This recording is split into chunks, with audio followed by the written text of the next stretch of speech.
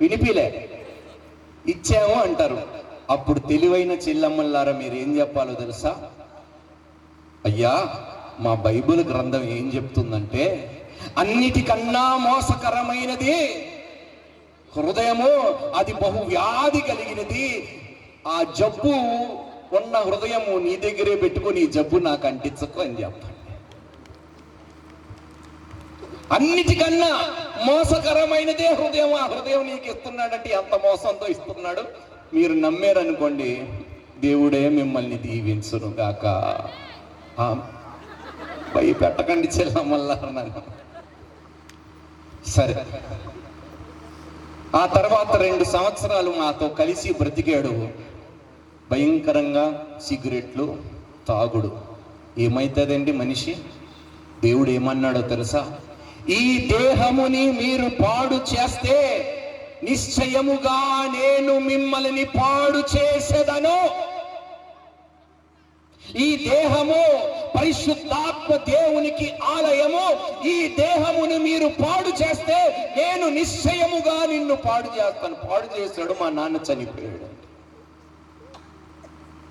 2 సంవత్సరాలు అంతే. ఆయన మస్కట్ నుంచి వచ్చాడు. 2 సంవత్సరాల నాడు, 2 సంవత్సరాల తర్వాత ఆయన మరణించాడు. మాకు ఉన్న కష్టమైన నష్టమైన ఉన్నది తండ్రి. బంధువులు ప్రేమ, సహాయము, ఆదరణ, ప్రేమ మా బ్రతుకుల్లో లేదండి. ఆయన చనిపోయిన తర్వాత ఒంటరితనము ఎలా ఉంటుందో పిల్లలుగా మేము అనుభవించాము. నా వయసు 14 సంవత్సరాలు మా తండ్రి చనిపోయినప్పుడు. ఒక అక్కకి 16 సంవత్సరాలు, ఒక అక్కకి 17 సంవత్సరాలు. యవ్వన ప్రాయములో ఉన్నారు ఆడపిల్లలు. ఒంటరిగా ఉన్నారు ఆడపిల్లలు. ఒంటరిగా ఉన్న విధవరాలని విడిచిపెట్టని లోకము ఒంటరిగా ఉన్న ఆడపిల్లల్ని, అది కూడా యవ్వన ప్రాయంలో ఉన్న ఆడపిల్లల్ని లోకం విడిచిపెడతాదండి? విడిచిపెట్టదు. ఒకవేళ మీకు మంచి తల్లిదండ్రులు దేవుడు ఇచ్చాడంటే వారిని సన్మానించండి, వారిని ప్రేమించండి. చెల్లమ్మలారా, సహోదరులారా, బహుశా ఇవన్నీ అనుభవించి మిమ్మల్ని హెచ్చరించటానికేమో దేవుడు మమ్మల్ని నడిపించాడు. అందుకని ఏం జరిగినా మేలుకే. ఇది జరగకపోతే నేను ఈరోజు మీ ఎదుట నిలబడి సాక్ష్యము చెప్పేవాడిని కాదు. మరి నాన్న చనిపోయిన తర్వాత నిజంగా ఎంత దౌర్భాగ్యం అంటే అండి, సొంత తల్లి, కన్న తల్లి మమ్మల్ని చూడటానికి రాలేదండి. వారు సహోదరులు ఎవరు రాలేదు. మా పెద్దనాన్న వచ్చాడండి ఇంటికి. ఎందుకు వచ్చాడో తెలుసండి? ఇంట్లో ఉన్న సామాన్లు తీసుకొని వెళ్ళటానికి. మా నాన్న శవం అక్కడ పడుంటే కట్టింగ్ ప్లేయర్ తీసుకొచ్చి ఉంగరం కోసేసి జేబులో పెట్టుకున్నాడు మా కళ్ళ ముందు. అప్పుడు అనిపించింది, ఏ లోకంలో, ఏ కాలంలో, ఏ మనుషుల మధ్యలో బ్రతుకుతున్నామయ్యా అనుకున్నాను. అంచెదినములో ప్రేమ కొవ్వొత్తు వలే చల్లారిపోతుంది అన్న దానికి రుజువు నేనేనండి. అక్కడ ఆయన సొంత తమ్ముడు ఉన్నాడనే బాధ లేదండి, అన్ని చూసుకున్నాడండి. ఏం చేశాడో తెలుసండి? అన్ని సర్దుకొని పోయి ఇంటికి తీసుకొని వెళ్ళిపోయాడు. మా దగ్గర ఏమి లేకుండా పోయి అంత్యక్రియలు ఎలా జరిపించాలనే ఆలోచన లేదు. అప్పుడు మా టీచరు, నేను కాన్వెంట్ స్కూల్లో చదివాను, నా టీచర్ దగ్గరికి పరిగెత్తుకుంటూ వెళ్ళి, ఆవిడ క్రైస్తవురాలు, మా తండ్రి గారు చనిపోయారు, మా నాన్నగారు చనిపోయారు, మాకు ఏం చేయాలో అర్థం కావటం లేదు, మాకు సహాయం చేయని బాధతో ఏడుస్తుంటే ఆవిడ పరుగులు తీసుకొని, ఆయన చనిపోయింది ఆదివారం నాడు, ఇంటికి వచ్చారు టీచర్. ఐస్ పెట్టి ఆర్డర్ చేసి అన్నీ చేసి చాలా సహాయం చేస్తుంది. ఏం చేయాలనుకుంటానంటే, మా నాన్న ఒక మాట చెప్పేవాడు, నేను చచ్చిపోతే నన్ను పాతి పెట్టండి మీ అమ్మ సమాధి పక్కన, నన్ను కాల్చకండి అన్నాడు. మరి ఎందుకు ఆ మాట అన్నాడో తెలీదు. చనిపోయాడు. మరి పాతి పెట్టాలంటే ఎక్కడికి వెళ్ళాలి చెప్పాలి మీరే. ఎక్కడి దగ్గరికి? క్రిస్టియన్ బరియల్ ప్లేస్కి వెళ్ళాలంటే ఎవరు అనుమతి కావాలి? సేవకుల అనుమతి కావాలి. మరి అదే సేవకుల దగ్గర అప్పటి వరకు నేను చర్చికి వెళ్ళలేదండి. సేవకుల దగ్గరికి నేను మా అక్కలు ప్రాధేయపడుతూ వెళ్ళాము. మీ నాన్న చర్చి మెంబరా అని అడిగారు. కాదండి అన్నాను. బాప్తిజము తీసుకున్నాడా అన్నాడు. తీసుకోలేదండి. మారు మనసు పొందుకున్నాడంటే ఏమీ లేదండి, మా నాన్న హైందవుడు అన్నాను. అయితే మేము పాతి పెట్టడానికి చెప్పాలి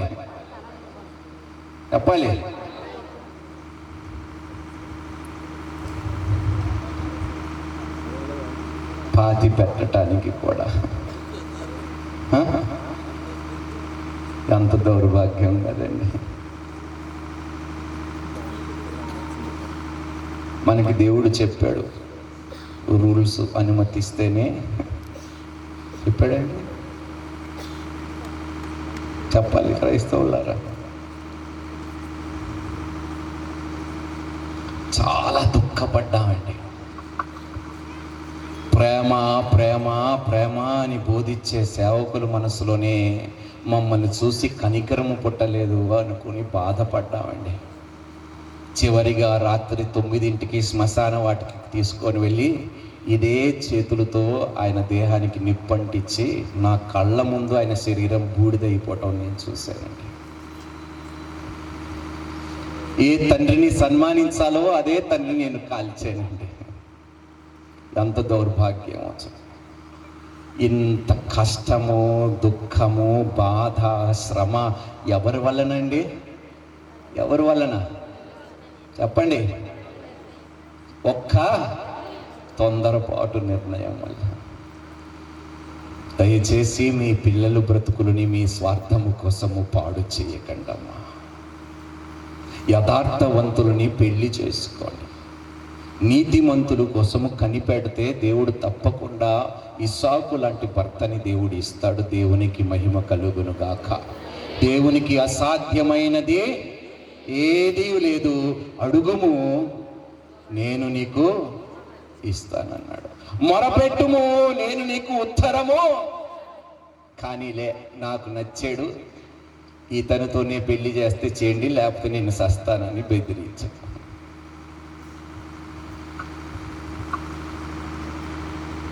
అన్ని పెళ్లి సంబంధాలు మంచిగా ఉంటాయంటే అది కూడా గ్యారంటీ లేదండి. అందుకనే ప్రార్థన చేయండి. ఏ గృహములో ఆత్మీయ తల్లి తండ్రులు ఉండరో అక్కడ ఉన్న కుమారుడికైనా కూతురికైనా బహు కష్టం. ఎందుకంటే వాళ్ళు తీసుకునే నిర్ణయము దేవునికి అనుకూలమైనది ఉండదు. కాబట్టి జాగ్రత్తగా ఉండండి. మరి నాన్న చనిపోయిన తర్వాత శ్మశాన వాటికి వెళ్ళి ఇంటికి తిరిగి వచ్చాము. ఎవ్వరు లేరు. రాత్రంతా ముగ్గురము చేతులు పట్టుకొని భయముతో వణుకొని గోడకు ఆనుకొని మేము కూర్చొని ఏడుస్తున్నాం. ఇప్పుడు మా బ్రతుకు ఏమిటి? మమ్మల్ని ఎవరు చూసుకుంటారు? మా నాన్నగారు చిల్లి గవ్వ కూడా సంపాదించి బ్యాంకులో బ్యాలెన్స్ పెట్టింది లేదు. ఆయన వ్యభిచారానికి, ఆయన తాగుబోతుతనానికి మొత్తం ఖర్చు పెట్టాడు. డాడీ లేడు, అమ్మ లేదు. అనాథ పిల్లల్ని ఎవరైనా చూసుకుంటారండి? మీరే చెప్పండి. ఈ లోకంలో మనల్ని ఆదరిస్తారా తల్లిదండ్రులు లేకపోతే? ఎవ్వరూ రాలేదండి. దాని తర్వాత ఇంకా హైదరాబాదులో ఉండటము మంచిది కాదని చెప్పి కనీసం వైజాగ్లో మా తల్లి కుటుంబం ఉన్నదని చెప్పి ధైర్యంతో మేము ఇక్కడికి వచ్చాము. కానీ అక్కడ కూడా మాకు దుఃఖమే, చేదు అనుభవాలు. నిజంగా చాలా బాధ పెట్టారండి మా తల్లి కుటుంబము, మా తండ్రి కుటుంబము. కానీ ఈరోజు మీరు నమ్మితే నమ్మండి, మా తల్లి కుటుంబంలో ప్రతి ఒక్కరికి సహాయం చేసే కృప దేవుడు మాకు ఇచ్చాడు. దేవునికి మహిమ కలుగును గాక. ఎవరైతే మమ్మల్ని చీ అన్నారో, సొంత తల్లి కుటుంబం చీ అన్నారండి, ఈరోజు వారందరికీ అద్దెలు, ఆరోగ్యానికి డబ్బులు దేవుడు కట్టేలాగా కృప చూపించాడు. దేవునికి మహిమ కలుగును గాక. అందుకనే అంటానండి, మంచి రోజులు ఖచ్చితంగా వస్తాయి, చూసే తీరుతాము. అది బ్రతికుండగానే దేవుడు చూపిస్తాడు. దేవుడు ఇచ్చిన మాట తప్పడు. హల్లెలూయా. మరి వైజాగ్కి వచ్చాము. ఇక్కడే వికాస్ కాలేజీలో ఇంటర్మీడియట్, డిగ్రీ ఏమో బుల్లయ్య కాలేజీలో చదివాను. డిగ్రీ చదువుతుండగా చాలా చేదు అనుభవాలు. కుర్రకారులు, పెళ్లి కాని వారు, యవ్వనస్తులు రామకృష్ణ బీచ్లో కూర్చొని ఉంటారు, పనికి మాలిన వారు. చదువు సంధ్య ఉండదు, అల్లర చిల్లరతో కూడిన ఆటపాటలు, సరుసోక్తులు, డబల్ మీనింగ్ జోకులు. మేమేదో మా బాధ మర్చిపోదామని చెప్పి అక్క వాళ్ళతో సరదాగా బీచ్కి వెళితే అక్కడ కొంతమంది గ్రూప్స్లో కూర్చొని ఎంత అసభ్యంగా మాట్లాడేవారు. ఒకరోజు నా గుండెలు పగిలిపోయిందండి. ఆ గ్రూప్లో ఒక అబ్బాయి లేచి నన్ను పిలిచాడండి. అరే బ్రోకరు, మీ అక్క వాళ్ళ రేట్ ఎంతరా అని అడిగాడండి. చెప్తున్నాను కదమ్మా, ఏడవని రోజు లేదమ్మా నా బ్రతుకులో, ఏడవని రోజు లేదు. వాడికి ఏం మాయ రోగం వచ్చిందో, ఏం పోయే కాలం వచ్చిందో. అరే నా చెల్లెలు లాంటి వారు, వాళ్ళకి అందరికీ తెలుసు తల్లిదండ్రులు లేరు, కష్టపడుతున్నారు. ఒక అక్క ఏమో గ్రీన్ పార్క్లో రిసెప్షనిస్ట్గా పనిచేస్తుంది, ఇంకొక అక్క ఏమో తాజ్ హోటల్లో రిసెప్షనిస్ట్గా పనిచేసి 11 గంటలు 12 గంటలు ఓవర్ టైం చేసి నన్ను చదివించడానికి ఆ అక్కలు, నా తల్లులు ప్రాధేయపడుతుంటే ఈడేమో రేట్ అడుగుతున్నాడు. చాలాసార్లు ఇంటికి వచ్చేవారు, ఏడ్చేవారు. అక్క ఎందుకు ఏడుస్తా అంటే, నీకు చెప్పలేనురా, నువ్వు చిన్నవాడివిరా అని. లేదక్క చెప్పక్క అన్న. లేదురా, ఈరోజు కీ ఇస్తుండగా నా చెయ్యి పట్టుకొని రూమ్కి వస్తావా అని అడిగాడు. తట్టుకోలేకపోతున్నాం రా, కానీ ఉద్యోగం చేయకపోతే, ఎందుకంటే వాళ్ళు పెద్ద చదువులు చదువుకోలేదు, డిగ్రీలు లేకుండా ఉద్యోగాలు రావు, ప్రభుత్వ ఉద్యోగాలు రావు, ప్రైవేట్ ఉద్యోగాలు ఏమున్నా హోటల్ ఇండస్ట్రీలోనే. ఇలా ఎన్నిసార్లు ఎన్ని మార్లు నేను మా చిన్నక్క బయటికి వెళ్ళామండి. బాగా పలుకుబడి ఉన్న ఒక వ్యక్తి, రాజకీయ పలుకుబడి ఉన్న ఒక వ్యక్తి మేము లేమని తెలుసుకొని ఇంటికొచ్చి మా పెద్దక్కని బలవంతం చేయటానికి చూశాడండి. ఆమె కేకలేసి అరిచి పరుగులు తీసి బయటకు వచ్చిందండి. వాడు గబగబా జీప్ వేసుకొని వెళ్ళిపోయాడండి. మేమన్నాం పదక్క పోలీస్ స్టేషన్కి వెళ్దాము అన్నాము. 3 టౌన్ పోలీస్ స్టేషన్ అండి, ఆంధ్ర యూనివర్సిటీకి ఆపోజిట్లో ఉంటుంది 3 టౌన్ పోలీస్ స్టేషన్కి వెళ్ళాము. అక్కడికి వెళ్ళేలోపు ఆ పలుకుబడిన వ్యక్తి ఫోన్ చేశాడండి. మేము వెళ్ళిన వెంటనే కంప్లైంట్ ఇవ్వటానికి కూర్చుంటే లే అన్నాడు. మీరు ఎలా బ్రతుకుతున్నారో నాకు తెలుసు, ఒళ్ళమ్ముకొని బ్రతుకుతున్నారు, ఏం నాటకాలు చేస్తున్నారు అని సిఐ మా అక్కలకు అన్నాడండి. ఆయన మీద తప్పుడు కేసు పెట్టాలని, ఇదంతా నాటకాలు చేస్తున్నారని రివర్స్ మా మీద కేసు పెట్టడానికి చూశాడండి. ఎందుకండి ఈ బ్రతుకు మాకు? దేనికోసం వచ్చిందండి? అందుకనే అంటున్నామా, పదే పదే మీకు జ్ఞాపకం చేస్తాను, ఒక్క ఆలోచన మీ జీవితాన్ని మార్చేస్తుంది. ఏ విశాఖపట్నములోనైతే మేము ఈ దరిద్రాన్ని చూసామో, అదే విశాఖపట్నములో దేవుడు రాజుగా హెచ్చించాడు మమ్మల్ని, మా కుటుంబాన్ని. దేవునికి మహిమ కలుగునుగాక. ఈరోజు అందరూ లేచి నిలబడి నమస్కరించే కృప దేవుడు ఈ దాసుడికి దయచేశాడు. హల్లెలూయా. అందుకనే అంటున్నానండి, ఎంత చెడు రోజులు చూస్తున్నా కూడా అధైర్యపడకండమ్మా. మీ విశ్వాసములో మీరు వెనకడుగు వేయకండి, భయపడకండి, భీతి చెందకండి. శ్రమ కలుగుట నాకు మేలాయను అని చెప్పి ఒకరోజు అవమానానికి ప్రతిగా ఇదిగో రెట్టింపు ఘనతని ఇచ్చే తీరుతాడు నా యేసయ్య అని చెప్పి విశ్వాసములో కొనసాగిపోండి. హల్లెలూయా. మంచి రోజులు వస్తాయమ్మా. ఆయన పిల్లలని విడిచిపెట్టని దేవుడు. హల్లెలూయా. నేను నిన్ను ఏమాత్రము విడవను, ఎన్నడూ ఎడబాయను. మా బ్రతుకులో రుజువు చేశాడు యేసయ్య. చక్కటి ఉద్యోగం వచ్చింది. ఎక్కడ? జర్మనీ దేశంలో. డిగ్రీ సెకండ్ ఇయర్లో చదువుతుండగా బుల్లయ్య కాలేజీలోనే ఒక ప్రకటన పత్రికలో 1997లో హిందూ పత్రికలో ఏబిసి కన్సల్టెంట్స్ అనే ఒక కన్సల్టెంట్స్ ద్వారా జర్మనీ దేశానికి చెందిన ఒక కంపెనీ ఒక అడ్వర్టైజ్మెంట్ పెడితే అది ప్రేరేపించబడి నేను ఉద్యోగానికి అప్లికేషన్ పెట్టాను. ఇది జరుగుతున్న మా నాన్నగారు చనిపోయిన తర్వాత మేము విశాఖపట్నంకి వచ్చిన తర్వాత ఇంకా చాలా పరిణామాలు చోటు చేసుకున్నాయి. ఎప్పుడైతే ఆ పోలీస్ ఇన్స్పెక్టర్ గొడవలు ఇవన్నీ అయ్యాయండి, నేను కుమిలిపోయి మా అక్క వాళ్ళ దగ్గరికి వెళ్ళి, అక్క మనం బ్రతకటము అవసరమా అని అన్నానండి. బ్రతకటము అవసరమా? మనం బ్రతికి సాధించేది ఏమీ లేదు. ఇది మా ఇల్లు అయితే, ఇది రోడ్ అయితే, అవతల ఇంట్లో మా పిన్ని వాళ్ళండి. మా కళ్ళ ఎదుటి ఒక్కరోజు మమ్మల్ని చూసి పలకరించిన, ఏం చేద్దామురా అంటే, అక్క చచ్చిపోదాం అక్క. అప్పటికే మేము బాగా కుమిలిపోయి ఉన్నామండి. సరే అని చెప్తే వెళ్ళి పురుగుల మందు తీసుకొని వచ్చి నేను మా అక్క వాళ్ళు పురుగుల మందు తాగేశాం. ఇదే కేర్ హాస్పిటల్, ఇప్పుడు ఆ సిరిపురం రోడ్ అంటారు దాన్ని, ఏం రోడ్ అది? సిరిపురం రోడ్డు. ఇంతకుముందు సిడిఆర్ హాస్పిటల్స్ అని ఉండేదండి. అదే హాస్పిటల్స్లో మేము చావు బ్రతుకుల్లో ఉన్నామండి. ఒక్కరు రాలేదండి మమ్మల్ని హాస్పిటల్లో చూడటానికి. చచ్చిపోతున్నా కూడా మా తోబుట్టు వారు రాలేదు.